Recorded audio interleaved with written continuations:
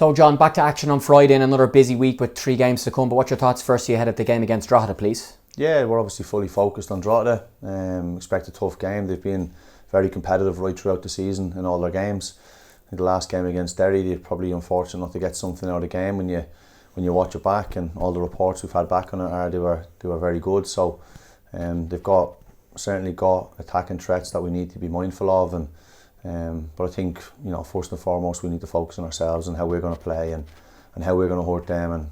And if we play the way we can play and we know what we can do, then we're hopeful that we can win the game. Yeah, the mood in the camp must be good this week, given the result in Cork and coming from behind to get that late winner, and really nice scenes again with the players and the fans at the end. A real, I suppose, bond as always on those away days, which helps the mood, I'm sure, like a win like that. Yeah, well, the fans have been great this season, home and away.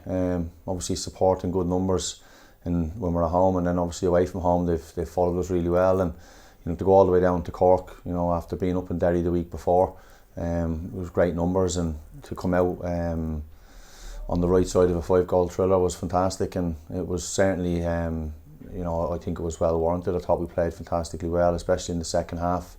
Dean hasn't had much to do at all.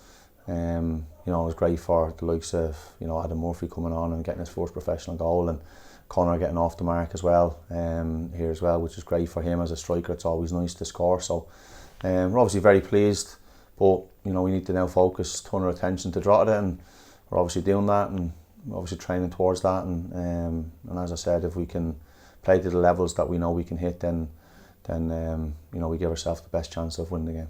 Yeah, we faced 𝗣𝗏𝗘𝗏𝗏 already this campaign as well, and I suppose it was tied up until the final minutes. They were pushing for an equaliser. We ended up getting the third through Owen Doyle. That they'll come to Richmond and give us a proper game, won't they? Yeah, 100%. I think, as I said there, 𝗣𝗏𝗘𝗏𝗏 are very much a team that they try and stay in the game. They try and get their opportunities when they come along, and they work really, really hard. They've got an honest bunch of players that give everything for Kevin, and it's important that we match that endeavour, we match that enthusiasm that they'll bring to the game, and then let our quality show on top of that. And as I said, if we can match their work great, and we can match all that side of the game, we know we have players that can hurt any team in this league.